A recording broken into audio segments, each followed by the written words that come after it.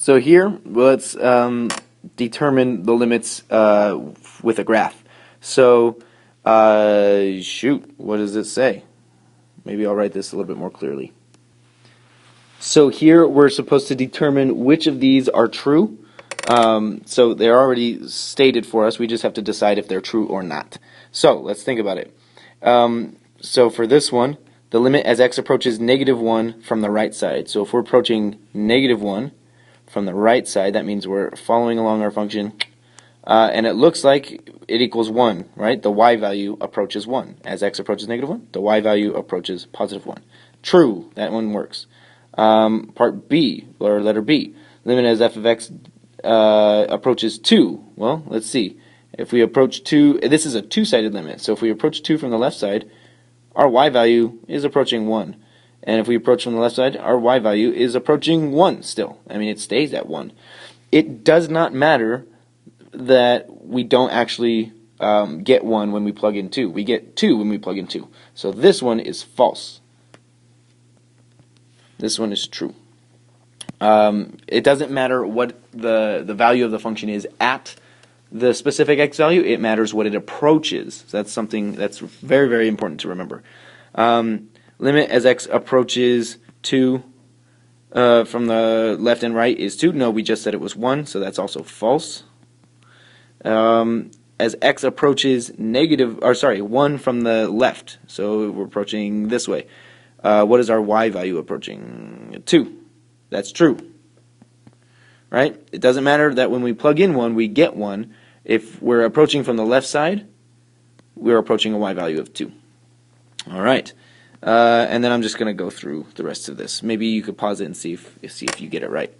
I'm going to pause it and show you. Actually, I'm just going to go through it. If we approach 1 from the right side, I'm doing this one now. If we approach 1 from the right side, yes, true.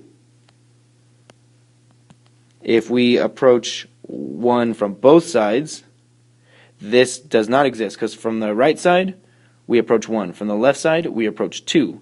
And does not exist, so that one's true, because both one-sided limits have to agree. That's really messy. Both one-sided limits have to agree for a two-sided limit to exist. Okay. If you're approaching 0 from the right side, well, you're approaching 0. And if you approach from the left side, you're also approaching 0. Yes, that works. Some people think, wait a minute, there's a cusp. That's for derivatives. It's not differentiable there, but there is a limit.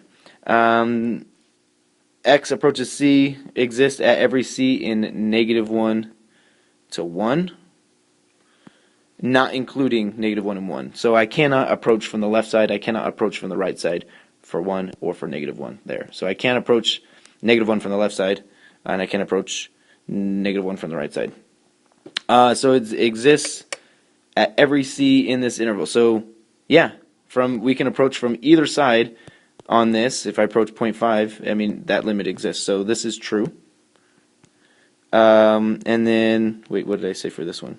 0. This one was true. Then from 1 to 3, the limit exists everywhere. This one's kind of hard to wrap your head around, because you think, wait a minute, there's a break here. I can't approach from 2 to like 2.1. Yes, you can. This one is actually true. So, I think. Let's try and think of one that's not true. Why would it not be true? Well, if you're approaching 2 from the left side and from the right side, yeah, you are approaching the same thing, which is 1. Okay, so that works.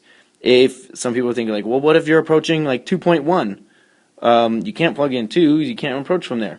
Well, if I am approaching 2.1 and I want to approach it from the left side, there's an infinite number of points between 2.1 and actually 2. So I can approach 2.1. And in fact, I can approach anything that's slightly above 2 from the left side, even though there's like an empty space here. So yes, this is actually true. I don't know if that makes sense, but I'm going to be done with this video.